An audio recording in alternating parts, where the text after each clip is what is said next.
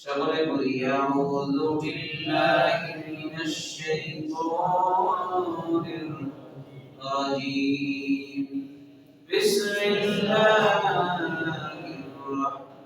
রাহমানির রহিম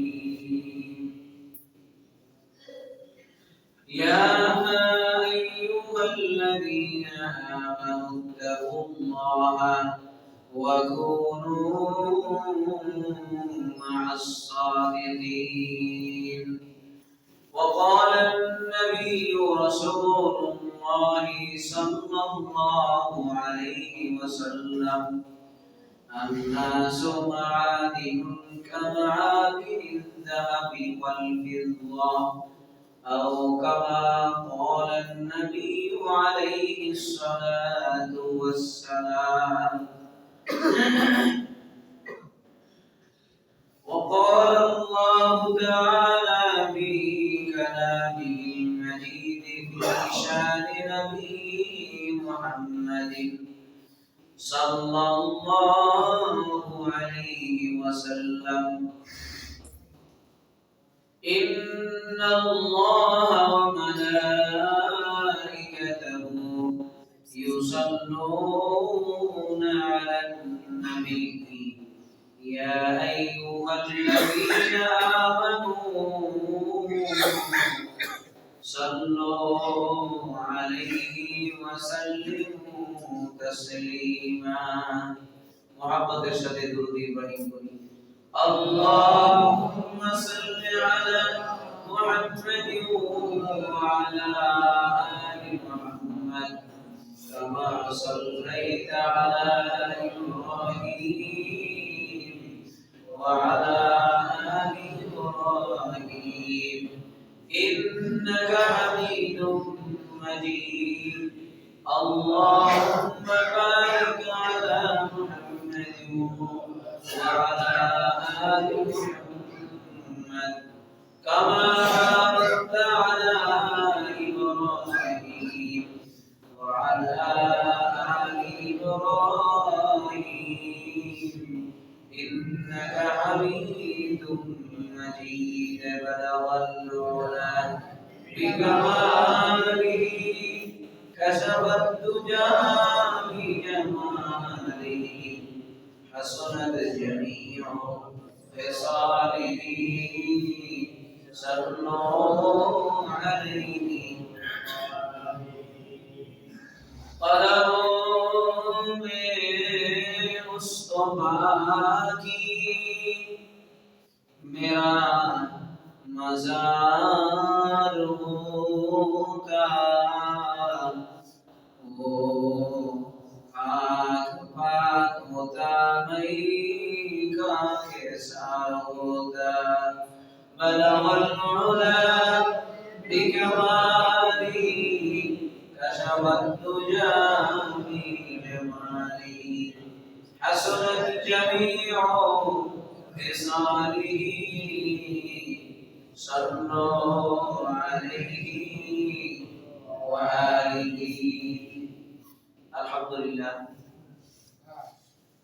আল্লাহ রাব্বুল আলামিনের অসংখ্য শুকর আল্লাহ তাআলা আমাদেরকে আল্লাহর ঘরে আসার তৌফিক দান করেছেন নেককারদের সহবতে আসার তৌফিক দান করেছেন এজন্য শুকরিয়া দিই আলহামদুলিল্লাহ যারা মসজিদে বেশি বেশি আসা যাওয়া করে রাসূলুল্লাহ সাল্লাল্লাহু আলাইহি ওয়াসাল্লাম তাদেরকে কিয়ামতের দিন পূর্ণ নূরের সুসংবাদ দেওয়ার কথা বলেছেন সুবহানাল্লাহ রাসূলুল্লাহ সাল্লাল্লাহু আলাইহি ওয়াসাল্লাম বাশশিরিল মাশায়িন বিযুনাবি ইলাল মাসাজিদি بالنور التام الى اليوم القيامه আল্লাহ নবী বলেন যারা রাতের অন্ধকারে মসজিদে বেশি বেশি আসবে মসজিদের সাথে বেশি বেশি সম্পর্ক রাখবে তাদেরকে তুমি কিয়ামতের দিন পূর্ণ নূরের সুসংবাদ দিয়ে দাও সুবহানাল্লাহ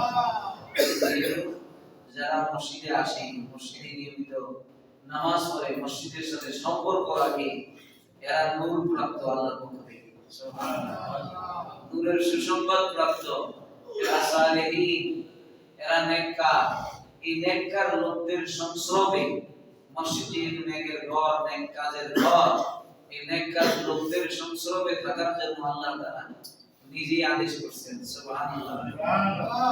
কোরআনে কারীমে বিপরীতমুখী দুইটা ঘটনা আমরা দেখতে পাই। একটা নূহ আলাইহিস সালামের সন্তান কেনান ছিল, কি না? নূহ আলাইহিস সালাম যখন তার কওমকে দাওয়াত দিয়েছিলেন, দাওয়াত দেওয়ার পরে কওমের লোকদেরকে সকালে দাওয়াত দিয়েছেন, বিকালে দাওয়াত দিয়েছেন, প্রকাশ্যে দাওয়াত দিয়েছেন, গোপনে দাওয়াত দিয়েছেন। নূহ আলাইহিস সালাম নিজেই বলছেন, আল্লাহ তাআলা কোরআনে আয়াত নাযিল করে দিয়েছেন, রব্বি ইন্নী দাউতু কওমি লাইলান ওয়া নাহারা ওয়া লাম ইয়াজিদহুম দুআই ইল্লা ফিরারা وإني كلما دعوتهم لتغفر لهم جعلوا أصابعهم في آذانهم واستغشوا ثيابهم وأسروا واستكبروا استكبارا ثم إني دعوتهم جهارا ثم إني أعلنت لهم وأسررت لهم إسرارا নূহ আলাইহিস সালাম বলেন, আল্লাহ দাওয়াতের এমন কোন পদ্ধতি বাকি রাখি নাই যে কাজ যেভাবে আমি তাদেরকে দাওয়াত দেই নাই। দুনিয়াতে যত পদ্ধতি দাওয়াতের হতে পারে, মানুষকে বোঝানোর জন্য যত পথ পদ্ধতি অবলম্বন করা যেতে পারে, আমি সব পদ্ধতি তাদের ক্ষেত্রে প্রয়োগ করছি, কিন্তু এরা আমার কথা মানে নেই। এরা আমার কথা কি মানে নেই, বরং আমি তাদের কাছে দাওয়াত দিতে গেলে কানের মধ্যে আগুন ঢুকে ফেলে ইস্তাগশাউ সিয়াবাহুম, কাপড়ের আড়াল করে বসে থাকতো, কানের মধ্যে আগুন ঢুকে বসে থাকতো, যাতে করে কোরআনের কথা, দ্বীনের কথা তাদের কানে না পৌঁছায়। কারণ কোরআনের কথার একটা প্রভাব আছে, কোরআনের কথা কি আছে? প্রভাব আছে। আল্লাহ হেদায়েত দিয়েছেন, এই জন্য হেদায়েত যাতে না পায়, ভালো যাতে না হয়, লূত আলাইহিস সালামের কওমের লোকেরা তো বলছি, যে এর ভালো উপায় করে দাও, এই লোকটার কি করে দাও, রাস্তায় করে দিলে, কারণ এই লোকটা ভালো মানুষ, ভালো মানুষের জায়গা আমলকে নেই, ভালো মানুষের জায়গা আমলকে নেই। আখরিজুহুম ইন্নাহুম উনাসুন ইয়াতাতাহহারুন, আল্লাহ বলেন বাইর করে দাও। এরা বলতেছে এই খারাপ লোকেরা কয় করে বাইর করে দাও, ভালো লোক আমলে থাকলে মুশকিল, আমরা খারাপ কাজ করতে পারবো না। লূত আলাইহিস সালাম, নূহ আলাইহিস সালাম যখন সব ধরনের দাওয়াত দিলেন, দাওয়াত তারা মানতে পারল না, দাওয়াত অস্বীকার করলো।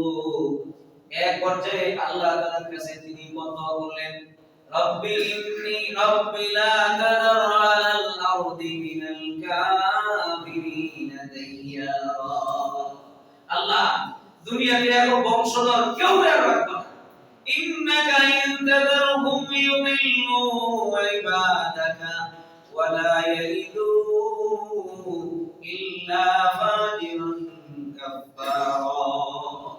আল্লাহ দুনিয়াতে যদি এই ফাসিক হুজ্জাতের বাচ্চারা দুনিয়াতে জীবিত থাকে, এদের ভবিষ্যৎ বংশধর যারা আসবে, এই ফাসিকের পেটে তো ফাসিকই জন্ম নেবে, খারাপের পেটে তো খারাপই জন্ম নেবে, এজন্য এদের সকলকে সমূলে ধ্বংস করে দাও। আল্লাহ তাআলা সমস্ত নবীদের একটা দোয়াকে কবুল করেন, সব এটার ব্যাপারে গ্যারান্টি আছে। আল্লাহ তাআলা নূহ আলাইহিস সালামের এই দোয়া কবুল করলেন, নূহ আলাইহিস সালামের এই দোয়া কবুল করলেন, প্লাবন দিয়ে দেওয়া হলো। যে কথা বলতেছিলাম যে নূহ আলাইহিস সালামের সন্তান কেনানকে প্লাবনে যখন পুরো এলাকা প্লাবিত হইল, তখন নূহ আলাইহিস সালামের শুরু হয়েছে কেবল বন্যা।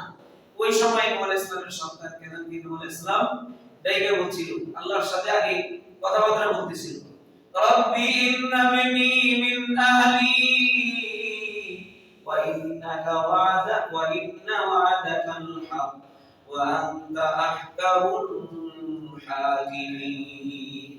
আল্লাহ আমার সন্তান কেনান, যদিও আমার নবী মানে নাই, কিন্তু আমার তো সন্তান, আমার তো ছেলে, মায়া তো লাগে, মায়া তো লাগে। আল্লাহ সে আমার সন্তান, আল্লাহ আপনার ওয়াদা সত্য, আপনি পুরা পৃথিবীকে ধ্বংস করে দিবেন, আপনার ওয়াদা সত্য, তুফান শুরু হয়ে গেছে, যেভাবে শুরু হচ্ছে এতে বোঝা যায় পৃথিবী ধ্বংস হবে।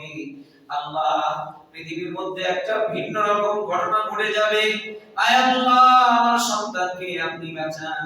আল্লাহ ঘোষণা করলেন ইন্নাহু লাইসা মিন আহলি। তুমি যদিও তোমার সন্তানকে সন্তান মনে করো, আসলে সে তোমার পরিবারের অন্তর্ভুক্তই না। সে তোমার সন্তান, সে তোমার বাধ্যগত সন্তান না। সুতরাং তার ব্যাপারে তুমি আর আমার কাছে কোনো দোয়া করিও। এবার নূহ আলাইহিস সালাম তার সন্তানকে ডাক দিতেছেন, ইয়া বুনাইয়া রকাব মা'না ওয়া লা তাকুন মা'আল কাফিরিন। হে সন্তান, আমার সাথে 80 থেকে 82 জন নেককার লোক আছে, আমি নিজেও নেককার। আমার সাথে 80 থেকে 82 জন নেককার লোক আমার সাথে আছে। ও আমার সন্তান, তুমি জীবনভর যত অবাধ্যতা করেছো, যত নাফরমানি করেছো, কিছু সময় এই নেককারদের সংস্রবে থাকো, নৌকার মধ্যে সাওয়ার হও। সুবহানাল্লাহ। এই নেক লোকদের সাথে কিছু সময় দাও আমার সন্তান। ইয়া বুনাইয়ার কাম্মানা ওয়া লা তাকুন মা'আল কাফিরিন। খবরদার খারাপ সংস্পর্শে যাইও না, খারাপ লোকদের সাথে থাইকো না, খারাপ লোকদের সাথে চলো না সন্তান। জীবনে যত অন্যায় করছো সব আল্লাহ মাফ করে দিব। তুমি যদি ভালো মানুষের সংস্রবে এসে আমার সাথে নৌকার মধ্যে তুমি সওয়ার হয়ে যাও। সুবহানাল্লাহ। আসো নৌকার মধ্যে আসো, ভালো ভালো লোকেরা এখানে আছে, এদের সঙ্গে থাকো, তো আল্লাহ তাআলা তোমার তাকদীর ঘুরিয়ে দিতে পারে। কিন্তু তাকদীরের ফয়সালা যে করবে না, তাকদীরের ফয়সালা যে করবে না। সন্তান ডাক দিয়ে বলে কালা সাবি ইলা জাবালি ইয়াসিমনি মিনাল মা। সন্তান ডাইকা কয় বাবা, তোমার কাছে তোমার রবের আশ্রয়ের প্রয়োজন নাই, আমার শরীরে শক্তি কম নাই। শরীরে শক্তি ক্ষমতার পড়াই বহু খারাপ জিনিস, কথা ঠিক না? কালা সাবি ইলা জাবালি ইয়াসিমনি মিনাল মা। বাবা আমার শরীরে শক্তি কম নাই, আমার শরীরে অনেক শক্তি। এছাড়া আমি পাহাড়ের মধ্যে আশ্রয় নিব। কোথায়? পাহাড়ের মধ্যে আমি আশ্রয় নিব। আমি পাহাড়ে থাকবো, তোমার রবের বন্যা প্লাবন আমাকে ধরতে পারবে না, আমাকে ধরতে পারবে না। বাবা তুমি ভয় পেও না, তোমার রবের প্লাবন আমাকে স্পর্শই করতে পারবে না। নূহ আলাইহিস সালাম এর সতর্কবাণী দিয়ে কয় লা আসিমাল ইয়াউমা মিন আমরিল্লাহ ইল্লা রাহিম। বাবা আজকের এই বন্যা থেকে, প্লাবন থেকে আল্লাহ যাকে তার রহমতের দ্বারা আশ্রিত করবেন, আল্লাহ যাকে তার রহমতের দ্বারা আশ্রয় দিবেন, সেই কেবল আশ্রয় পাবে। এছাড়া কেউ আল্লাহর এই আযাব থেকে বাঁচতে পারবে না। وحال بينهما الموج فكان من المغرقين। আল্লাহ বলেন বাবা সন্তানের মাঝে এই কথোপকথন চলছিল, এর মাঝে বিশাল বড় একটা ঢেউ আইসা বাবা আর সন্তানের মাঝে ফারাক করে দিছে। এখন একজন আর আরেকজনকে দেখে না। দেখেন নবীর সন্তান নেককারদের সংস্রবে আসে নাই। কথা বলতে পারিনি, বুঝছেন? ওই কোন আলাদা হচ্ছে, ভালো করে খেয়াল করেন। নবীর সন্তান হওয়ার পরেও নেক, নবীর সন্তান মানে নবীর রক্ত যার শরীরের মধ্যে বহমান, নবীর রক্ত যার শরীরের মধ্যে চলতেছে, তাই না? যার যিনি নবীর বংশের পরিচয় দিচ্ছেন আমি নবীর সন্তান, এরপরেও নেক লোকদের সংস্রবে না আসার কারণে, ভালো লোকদের সাথে না থাকার কারণে, ভালো লোকদের সংস্রব আসার কারণে তার অবস্থা এরকম হয়েছে। আল্লাহ দুনিয়াতে বেইজ্জতি কইরা পানির মধ্যে সুবাইয়া আল্লাহ তাআলা তাকে দুনিয়া থেকে নিঃশেষ করে দিয়েছেন। ঠিক কি না? আখিরাতে তো তার জন্য কোনো নাজাতের কোনো উপায়ই নাই। শুধু উপায় নাই এটা নয়, বাবা হিসেবে সন্তানের জন্য নাজাতের দোয়া করাটাও আল্লাহ তাআলা নিষেধ করে দিয়েছে। ইব্রাহিম আলাইহিস সালাম তার বাবার জন্য দোয়া করেছিল, আল্লাহ আমার বাবা তো কুফরি অবস্থায় মৃত্যুবরণ করেছে, কাফের অবস্থায় মৃত্যুবরণ করছে, আমার বাবার একটু মুক্তি দিয়ে দাও।